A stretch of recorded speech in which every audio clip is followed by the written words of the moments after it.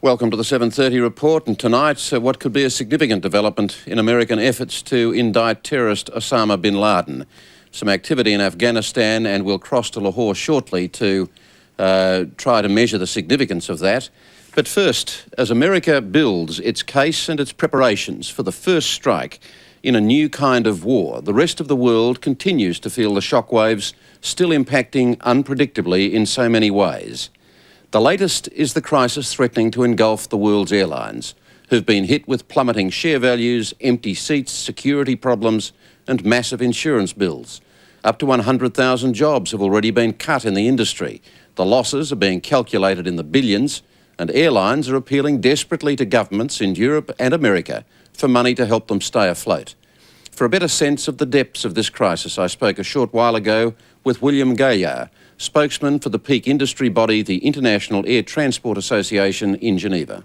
William Gaillard, from your overview, how do you describe the crisis confronting the world's airlines? Well, I think it is unprecedented. We never had before, for example, domestic traffic in the US stopping for almost 3 days. And we are still not back to normal, even on transatlantic flights. Most airlines are only carrying out 70% or 80% of their program at this stage. So the losses are also extremely heavy. When you see newspaper headlines, as Australia woke up to this morning, canvassing the possibility of airlines actually coming to a standstill, is that a real possibility? Well, I think the governments are very conscious of that situation, be it in the US or in Europe.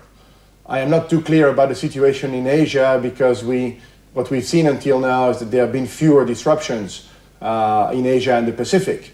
But in Europe and in the US, discussions are going on between the governments and the airlines to try to define a rescue package, which would be the same kind of situation that we've seen in Europe with the mad cow disease or the foot and mouth disease. That is, a whole sector of the economy has been hit by what is just like a natural calamity, and measures are being taken to rescue that sector, to keep it alive for the time being until it can walk on its own. Except that in this case we're talking about a calamity hitting an industry around which so much of the world actually functions. Well, this is the real danger, is that air transport is the backbone of travel and tourism, which employs 200 million people around the world. So we could see an unprecedented social crisis if nothing is done to keep the sector afloat. How much is insurance the problem? Insurance could become a problem because insurance companies are facing tremendous liability after the World Trade Center disaster. It's obvious that, again, there the governments will have to play a role in backing insurers and airlines, and in particular the CEOs of the major US airlines have asked the US government to take measures in this direction. What kind of ballpark figure are you talking about in terms of money that has already been lost, and also the money that you expect to lose just in the weeks ahead? Well, we had looked at the situation at the end of last week, and our forecast is that basically within the year 2001, if you take the global industry, including the domestic industry in the US, the losses could reach $10 billion if we don't see any improvement in the situation in the last 3 months of the year. Now, this could prove at this stage to be still optimistic. Presumably that would put a number of airlines out of business unless they can be artificially propped up. Well, this is what the US airlines are saying, is that they are facing very dire problems of cash flow and they need immediate relief. I think they're all confident that in the long run, their survival is not at stake, but they need some cash to overcome the present difficulties.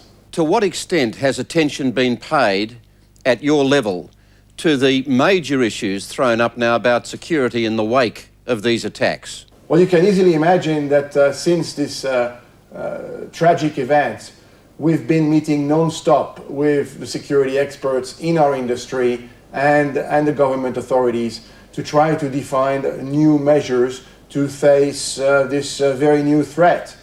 It is obvious that for the time being, you can't pile on the measures in a quantitative fashion. And that has led to tremendous delays in airports, people having to show up 3 hours before flight, and so on and so forth. For the future, we need to find smarter measures that allow us to discriminate between 99% of the population who are law-abiding citizens and the tiny minority that does represent a threat. When airlines say that they're actually now flying in war conditions, what exactly does that mean? Well, it really means that they are facing problems with their insurance policies, with the premiums they pay, and also in the kind of mindset that people are flying today, both crews and passengers. There is no doubt we are facing very unusual times. How do you expect to see the scenario unfold over these next few weeks? Very difficult to say because, of course, you've heard, like everyone else in the world, about a possible retaliation, bringing some of the terrorists to justice, which may involve some military activities in Central Asia or elsewhere. This, of course, would cause another crisis of confidence among the traveling public, a little bit like the Gulf War did. So the recovery of the industry would be delayed once again. So we're very much dependent on events happening outside our industry, and we don't know anything more than you do. Of course, one of the awful imponderables is the possibility of further terrorist strikes once America actually begins its retaliation process, and the sense that that practically anywhere is a target, including airlines. Well, this is why we're actually advocating global, universal measures in terms of security. We don't want to see any lapse of security anywhere in the world, even in regions that may seem to be far away from any threats. And that applies, of course, to your area of the world, to Australia, to New Zealand, to the Pacific. William Gaillard, thank you very much for joining us tonight. Thank you. Well, the US military retaliation to last week's attacks is building slowly. In the Middle East, there has already been a military response. Early last week, Israel was in the process of launching a crackdown on Palestinian territories. The shocking events in America then provided even greater incentive for Israel to go in hard, taking the hostilities in this year-long intifada to new heights. Now America, desperate to secure significant Arab nation cooperation in its war against terrorism, has persuaded Israel to stop the bombardment of Palestinian towns. But as Jill Colgan reports from Jerusalem, it's a fragile truce on both sides, and the hardliners don't want it, and almost nobody expects it to last.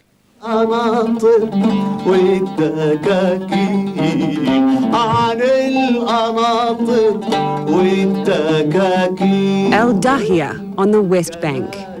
Palestinians live here and it's run by Palestinians. But nothing here is that straightforward. It's one of the region's grey areas, under Palestinian administration, but under the military control of the Israelis. And in the middle of it is an American woman working alongside Palestinians.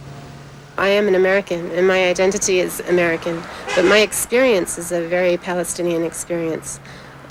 I live under the same oppressionist laws that Palestinians live under. I have to cross roadblocks, and my family suffers like their families suffer. Anita Vitullo is a woman of two identities, American with her family living in the United States. But she's lived here for 20 years, been a human rights activist for the Palestinians, is married to a Palestinian man, and her 3 daughters are, of course, American Palestinian. The days here since the terrorist attacks on the United States have seen a tug of war between those identities.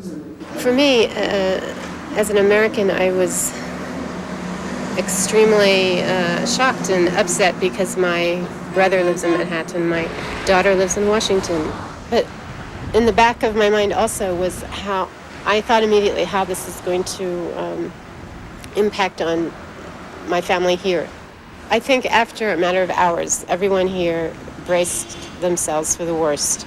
We expected, even the first night, we expected massive bombings. She didn't have to wait long to see. Israel's response was swift. At the time, Israeli tanks were already circling Palestinian-held territories, preparing retaliatory strikes for the suicide bombing of an Israeli train station at Nahariya 2 days earlier. Now they had new reason to invade. In the days that followed, they launched a land, air and sea assault unprecedented in this year-long intifada. From wherever you look at it, you will see close relationship between the Palestinians and whatever terrorist activity is taking in the world. So it is with bin Laden, and so it is with what happened in the US. It is these pictures that have done Palestinians most harm and most buoyed the position of the Israelis. Palestinians celebrating in the streets soon after the attacks. No one will take from the Palestinians their joy. They are dancing in the streets. When first the information came as to the disaster that took place in the United States, just in front of the agony and sorrow. I believe that people react not to the loss of life, but to something happening to the United States government, and they see it as a government that's oppressed them. I think it's as simple as that. I don't think anyone thought about the suffering of individuals.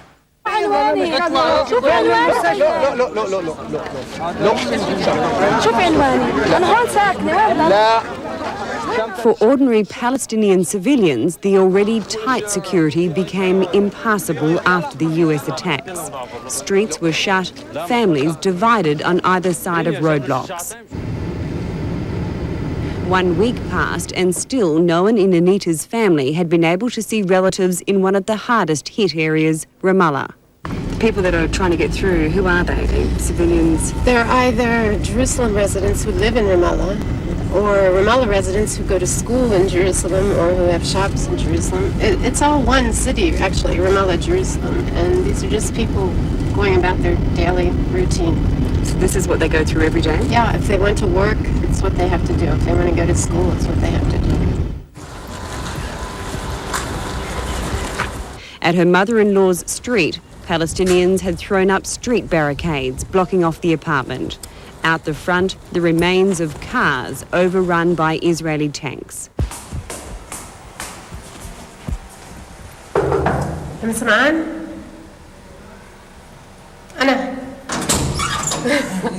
كمان مرة كيفك؟ الحمد لله الحمد لله سلامة الله يسلمك كيفك أنتِ؟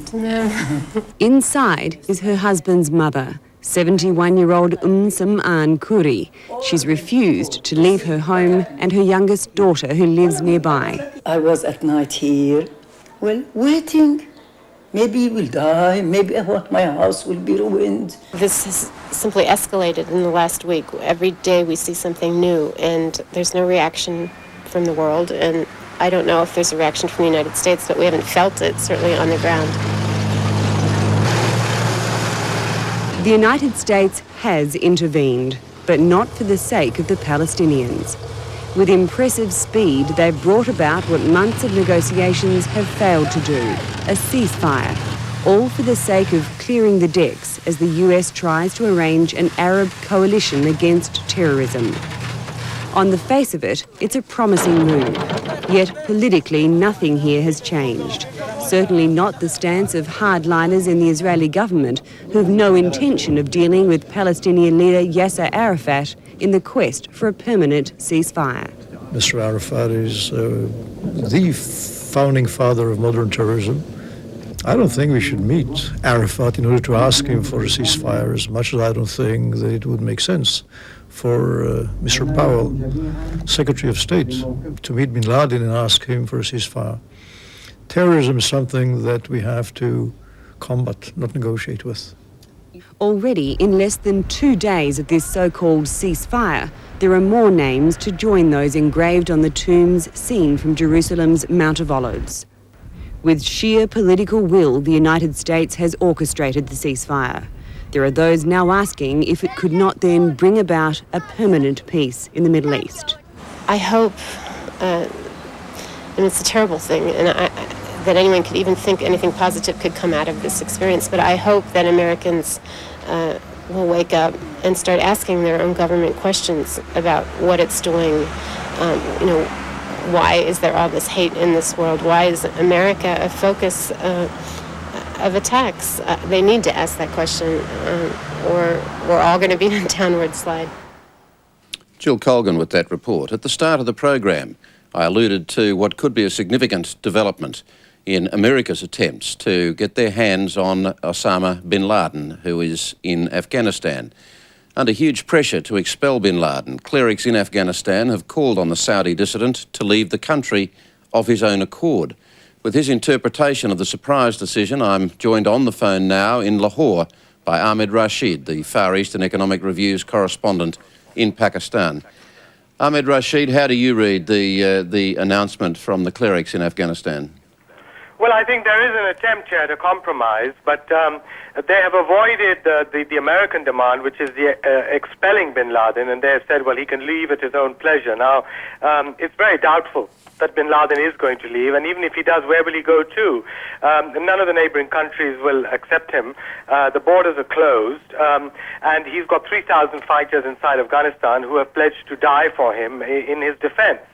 The other issue is that we're also hearing reports that the Taliban are still saying that they want to have evidence from the Americans about his involvement in the bombings. Now, I don't think the Americans are in any mood to compromise or to start holding negotiations with the Taliban. So basically, again, it's going to be left to the Pakistanis to try and see if they can actually get the Taliban to expel him. So what are the Taliban up to? Are they buying time? Is this as they see it, the chess game where they're trying to manoeuvre and come to some other outcome? Well, I think this is a compromise between moderates and hardliners within the movement. And also the other, the big question left unanswered so far is what is Mullah Umar's reaction, the Taliban leader? He can veto any kind of a statement by the Islamic scholars. I mean, he can just say, no, I'm going to continue protecting him. We haven't had a reaction yet from Mullah Umar.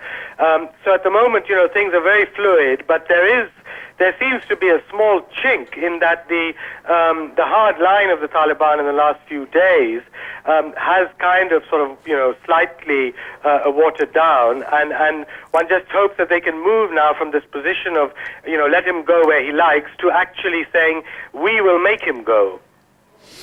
How do you... The clerics at the same time have called for jihad against the United States if America does take action against Afghanistan. What's the significance of that?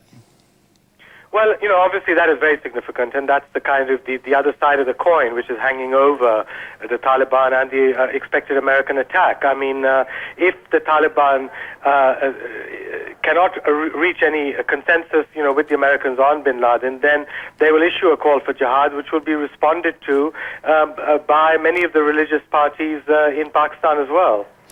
What is the mood, as you would describe it right now, in terms of anticipating American attacks? Is there a sense of heightened nervousness within Pakistan?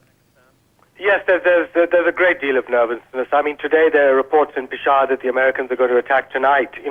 I mean, I don't think so at all. I don't think the Americans have an operational plan yet, and I think it's going to take several weeks before they organize one. But the fact is that rumors, amongst people in society spread like wildfire, especially when it's bad news. So do you have the sense that there is no imminent attack? No, I don't think there's an imminent attack at all. I think Pakistan is going to be given time by the Americans, even more time, a few more days perhaps, even a week or so, to try and, get the Taliban to deliver bin Laden. And the other aspect is I don't think the Americans are ready in any way. Ahmed Rashid, thank you very much for joining us tonight. Thank you, sir. Once again, a very fluid situation indeed. This week in Federal Parliament might not have dominated the headlines, but it was a significant and memorable week nonetheless. Tributes flowed for those lives lost in last week's terrorist attacks, and a motion was passed committing Australia to full-scale support for any American response. But it was significant on another front as well. It was the week John Howard's electoral fortunes received a massive boost, reflected in a 30-point turnaround in Wednesday's Bulletin poll. Political editor Fran Kelly reports from Canberra.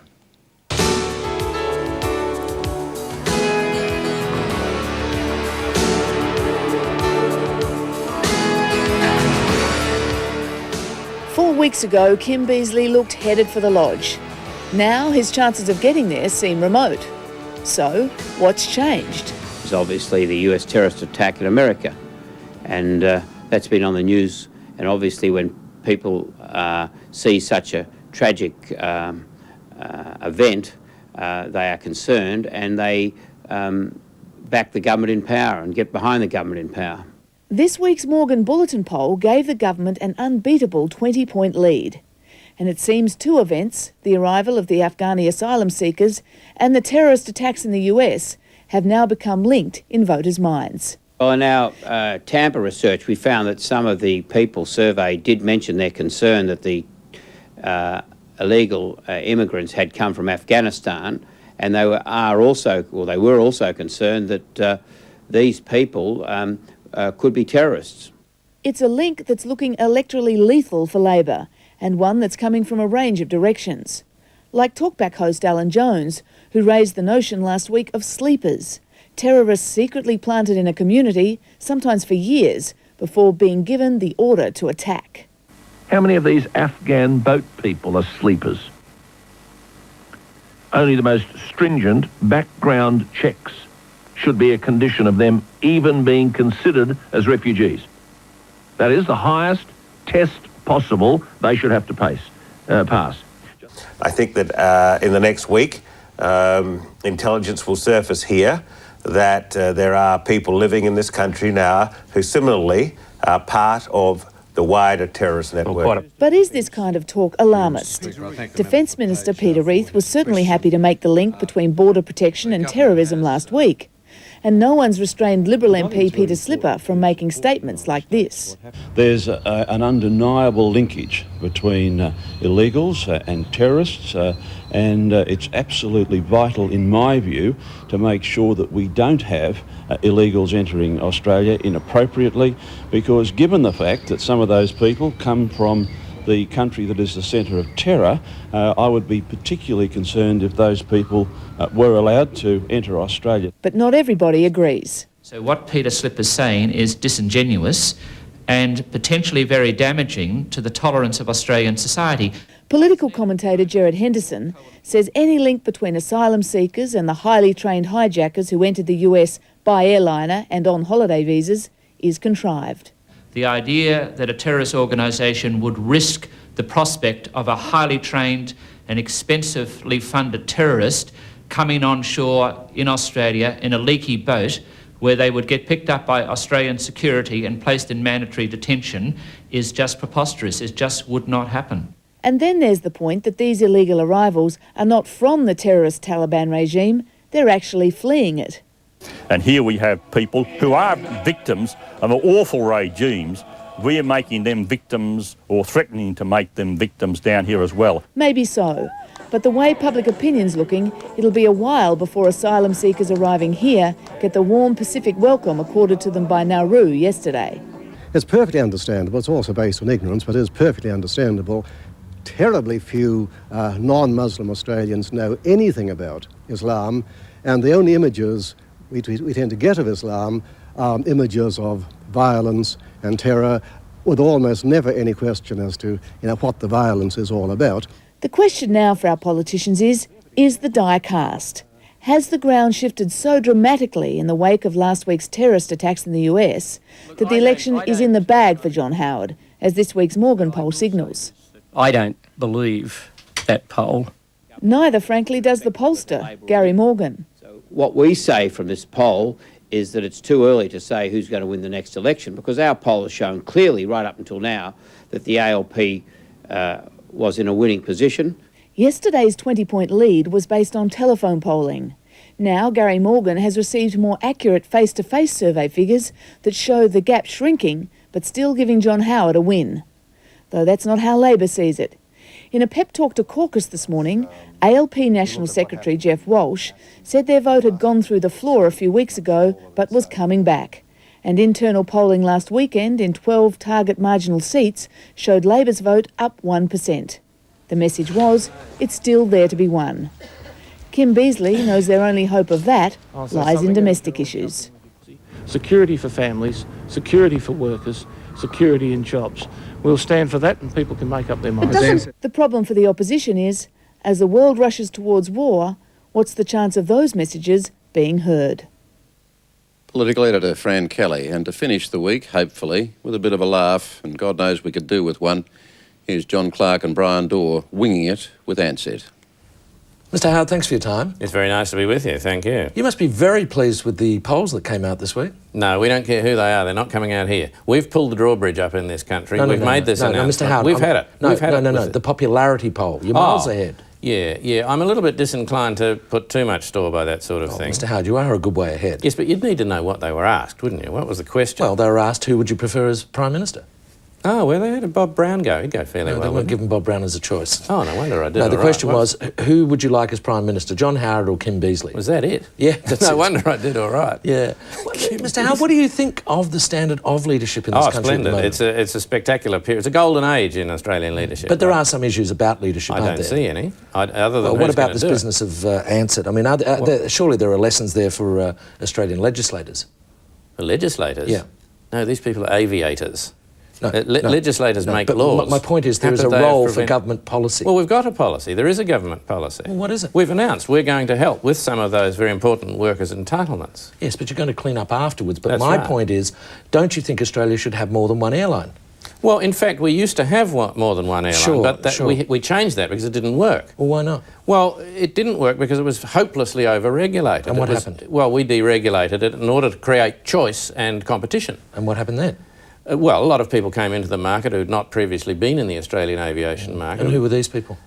As it turned out, yep. They were people who didn't know how to run an airline. But the theory why would you buy an airline if you didn't know how to I think they thought they were going to make money out of it. And did they? As it happened? Yeah. No, sadly they didn't. But again, the theory was very, very good. So an entire airline just falls over? Well, look, you can't interfere. Look, there's an aviation market there. It's not the role of government to interfere in the market. But why clean it up afterwards? Well, these are Australian people who've lost their jobs. I mean, wouldn't it be better to stop them from losing their jobs beforehand? Yes, but if we can do that without interfering with the aviation market, that's what we'd very much like to do. Right, don't interfere in the market. That's right. Is there a Minister for Aviation? Certainly there is, yeah. And what does he do? At the moment? Yeah. Keeps his head down.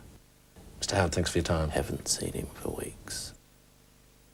And that's the program for tonight and the week. Don't forget Stateline at this time tomorrow, 7:30. We'll be back at the usual time on Monday, but for now, good night.